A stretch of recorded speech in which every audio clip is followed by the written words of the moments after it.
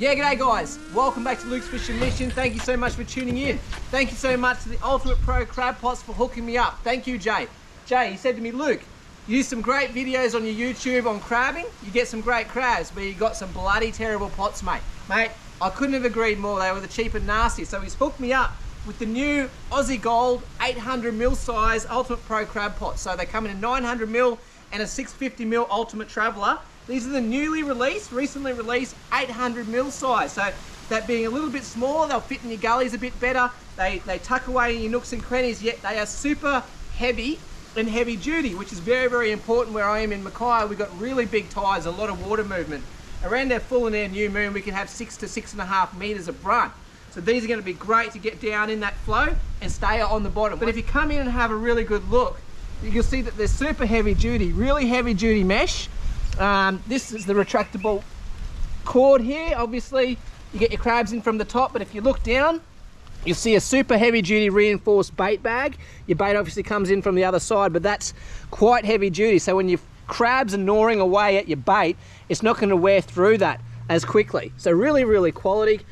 They've got galvanized rings, heavy duty rings. I feel that that's about 10mm and on the top and about 12mm on the bottom. I really, really like the fact that when you put your struts in, there's a space here where there's no rope. So there's a nice clear spot on all of them, as you can see.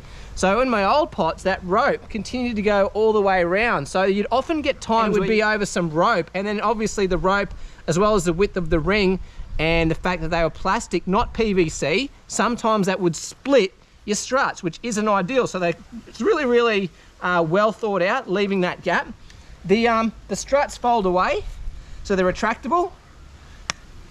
You can see here they flick back like that, so they keep nice and flat. They'll tuck away in the floor of the boat or in the shed, out of the way really, really easily. And another one of the features that I really, really like that's etching on your sustainability, that's just oozing that, is the fact that it's got your release here where your smaller undersized crabs can get away. I've just measured that. That's about 12 or 12.5 centimeters, I think 12. So your small crabs can escape out of there. So they're not going to get beaten up by the big bucks when they're in there for a long time fighting over the food. And your bait will last longer as well because you've got less crabs in there chewing on it, as well as your actual bait bag having less of them chewing on it. So it's a fantastic feature for multiple reasons. At the key of that is sustainability. So that's something we're really looking for these days in our world. But guys, that's the new 800ml Ultimate Pro Crab Pots. Jay, thank you very, very much. That's the Aussie Gold version. These are going to be put to good use. I'm going to go bait them up. So stay tuned and we're going to go crabbing right now and test them out. Okay guys, I'm just about to go crabbing. But before I do, I just wanted to show you the difference between, I thought it'd be a good opportunity to show you the difference between different crab pots and the quality of them. So obviously these are the new Ultimate Pro Crab Pots, the 800ml. They're the Aussie Gold version. And these two here, the blue and the orange, are the ones I'd been previously using to date. So the blue one, cheap and nasty, really light gauge rings. As you can see here, that's probably only about 8mm, almost rusted through. These ones are definitely better. These ones are far superior once again and being galvanized. That'll be superior to all the rest of those, but I just wanted to show you definitely the mesh as well. So maybe just like this, you can see in shot now, the quality of the mesh is really light, really thin, cheap and nasty. This one's definitely a bit better. It's had a hole in it, as you can see, but these are at least twice as thick as those ones there. I really like the fact that, as I mentioned in the earlier part of the video, there's a clear gap here where the struts go. I mentioned in that on my old pots, i.e. these ones, the rope goes all the way around, so you would often get a point where you would put the strut over the ring and the rope and it would split that plastic, that hard plastic. As you can see there, I did have a blowout on one of those grey ones, so I replaced it with a bit of poly pipe. The firmness, that's a really tight weave, really firm. These ones here are really soft, okay, not ideal. And then if you open it up, actually the thickness of the shark cord as well in comparison to the rest, that one there, the quality is obviously very noticeable. But when I open them up, I'll open this one up now too.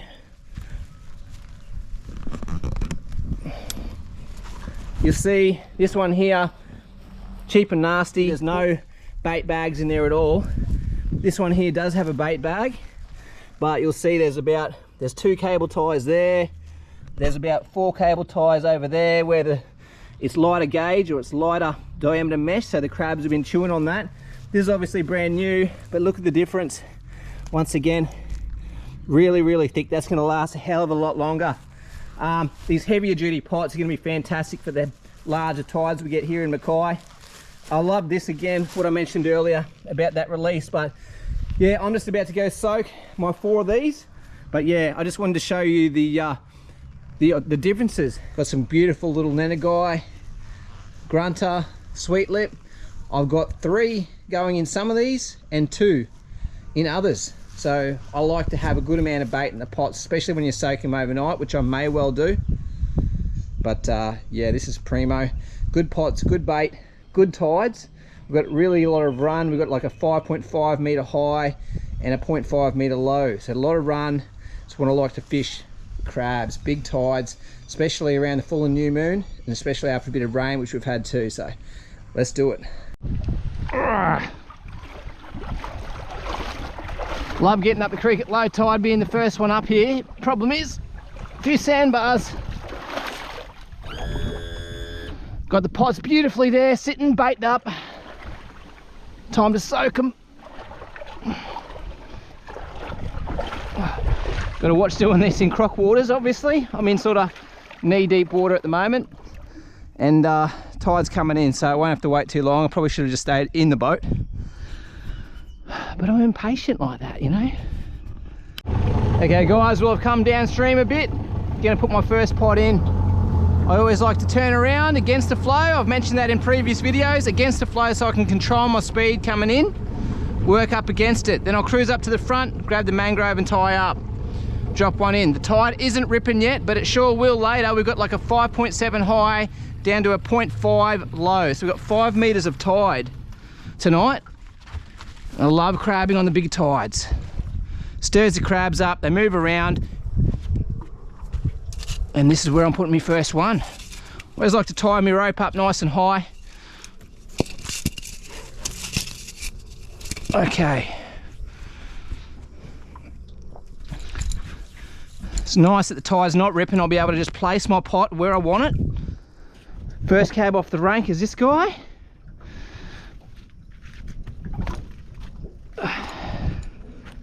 All right. I don't like putting it too far out either, so it doesn't get picked up in the flow. And definitely put some thought to which way you throw it. Face your funnels up and downstream with the flow. Now that rope will just cruise there nicely. Cool. Well, I may run a few pots. If I get a few crabs, I will stop this afternoon. I like to catch 3. If I can catch 3 this Sabi by running them, moving them every half an hour, I will. Otherwise, I'll soak them overnight. Let's go to the next one.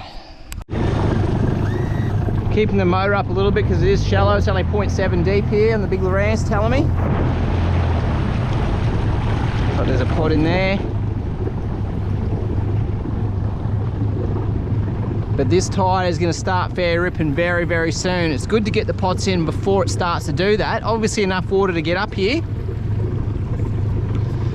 but before it gets too hectic. I like to be able to see where I'm placing my pot. That way you're not putting it in the flow and it moves it. I mean, you know, underneath the water there might be a tree that you're putting it on top of. It could sit up in a tree. I like to do it at low tide. That way you can sort of see there's no obstacles or obstructions preventing you from getting your pot on the sea floor, on the creek floor in this case. Come up to the front, grab the tree before you hit it, save you from scratching your boat. I'm a bit pedantic like that.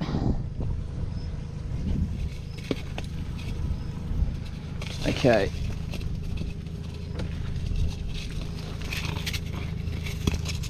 I can sit up in here, camouflage it a bit. I like to use green ropes and green floats. Nice and dark, nice thin rope. Give it a little bit of depth. Somewhere there.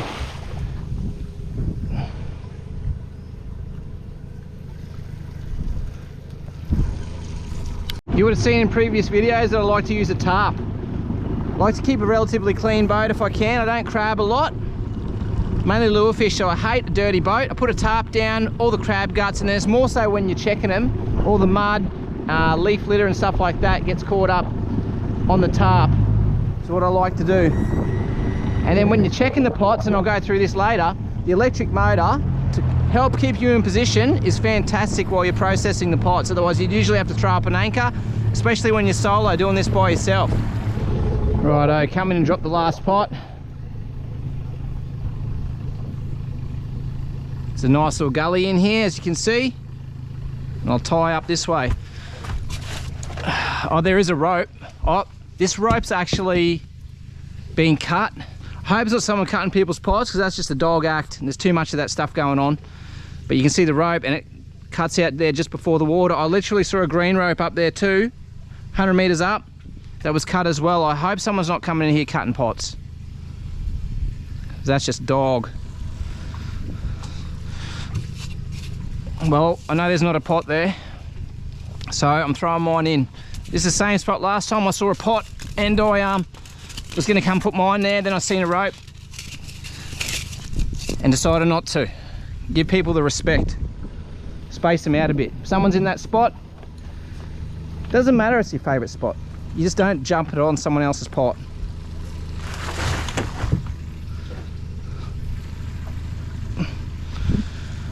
Yeah, I'm putting it right here in this gully.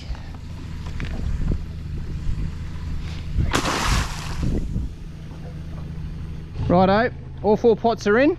I'm gonna go chill for a bit, put the electric down, chill, give them half an hour and go check them. It doesn't take long for crabs to find your bait, especially in big tides like we got now. We had a big full moon a couple of nights ago. That's why the tides are so big. They're my preferred time to crab. We had a little bit of rain as well. You can see the water's a little bit discoloured. That's what I like for crabbing. Bit of rain, big tides, full moon. Yeah, can you see that green rope? It's been cut just before the water. I hope it's not what I think it is. That poor practice of share farmers is probably a nice term, what I like to say about those guys who cut people's pots or steal people's pots or check people's pots. But that's been cut, that green rope above the water line, as did that other one back before. So it's getting bad. I hope it's not what I think it is going on here. Otherwise, might not get my crab pots if I leave them in tonight. They might not be there in the morning, especially the quality pots I'm using now. A bit worried about that now.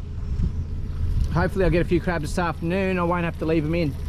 I'm going to stay with my pots now the rest of the afternoon, check them every half an hour, move them, work the pots.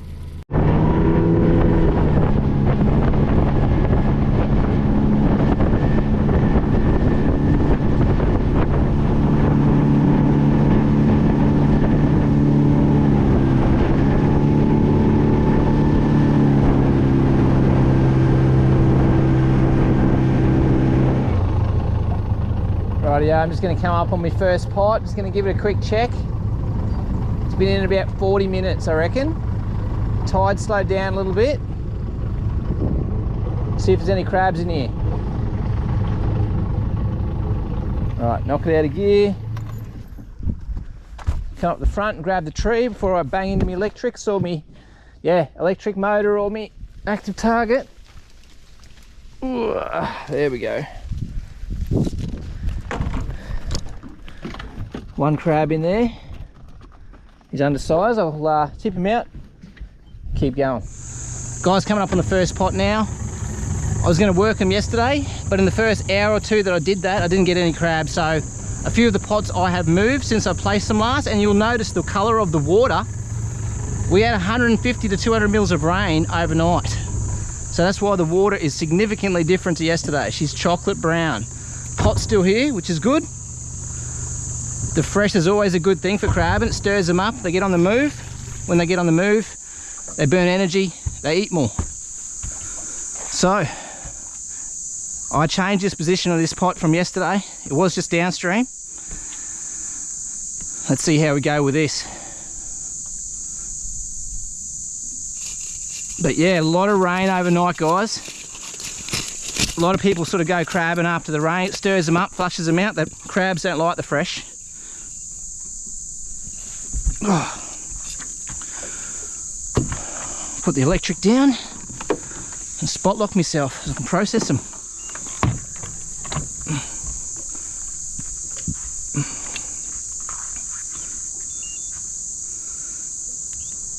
Alright, spot lock there.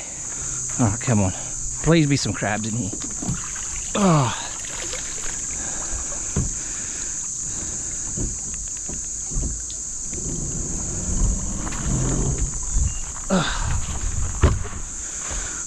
This crab is no good.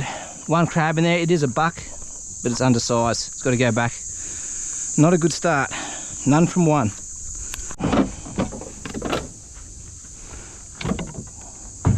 Come here. I'm just going to put a measure on it just in case, but it looks to be well under. Let's go. Yeah, well under. Bugger. Pot number 2, always work from downstream upstream against the flow so you can control your speed coming in. Once that tide picks you up, it can really start ripping and slam you into all the trees and all that. It's not ideal.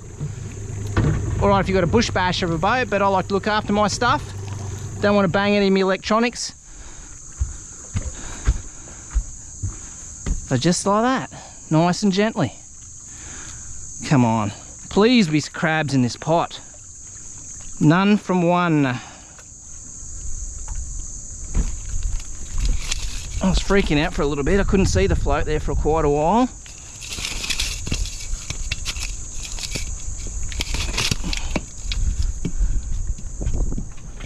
Right, spot locked in place. Electric motor is so bloody handy when you're crabbing by yourself to process the crabs.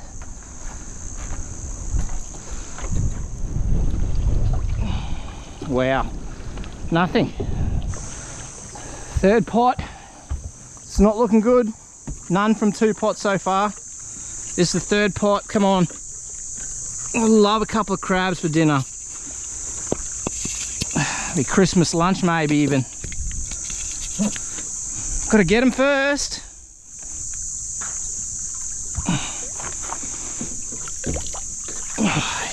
You bloody kidding, eh? It's ridiculous. Worst day's crabbing ever. Not even undersized bucks in there, just like one crab, completely tiny or ginny. Been a waste of time. There's so many pots in the creek given it's Christmas holidays. Wouldn't mind betting they've probably been checked. Just thankful to get me pots back.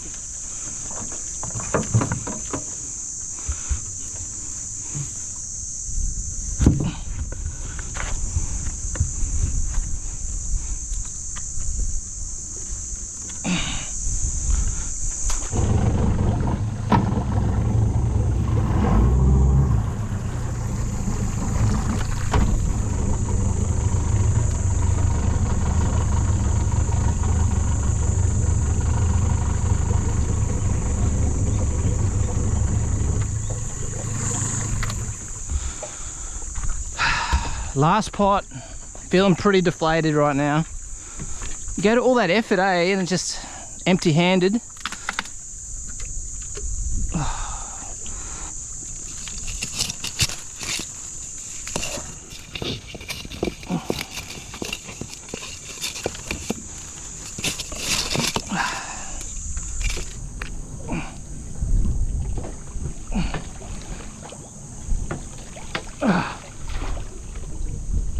Oh, there might be one legal one in here. All that effort for one, he looks all right. Well, that might be dinner for Ruby. She might get a sandwich out of that. A lot of effort for not much. Frustrating. There's a lot of pots in this creek, but being Christmas time, a few days out from Christmas, everyone's got the same idea. Crabs for lunch, and after the fresh, crabs have been running for sure. I've seen photos all over Facebook. So it was worth a try. Taking home one crab by the looks of it.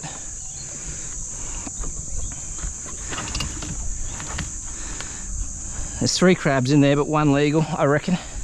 That one there I can see on the left. Legal for sure, that one.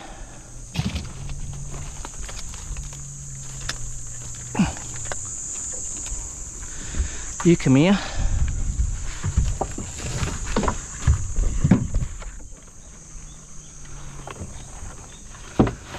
Female crab. Come here.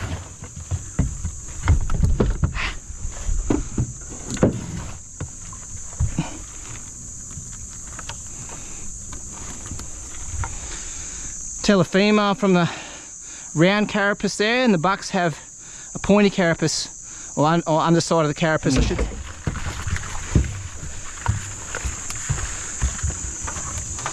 Doing a bit of a tango. Come here.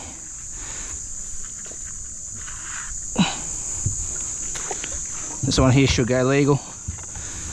He's pretty nice crab, I think. Put a measure on him just in case.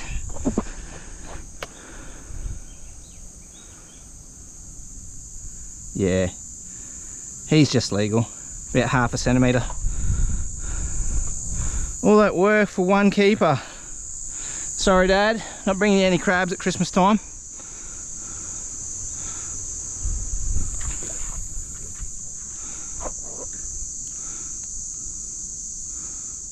Well guys, just the one keeper.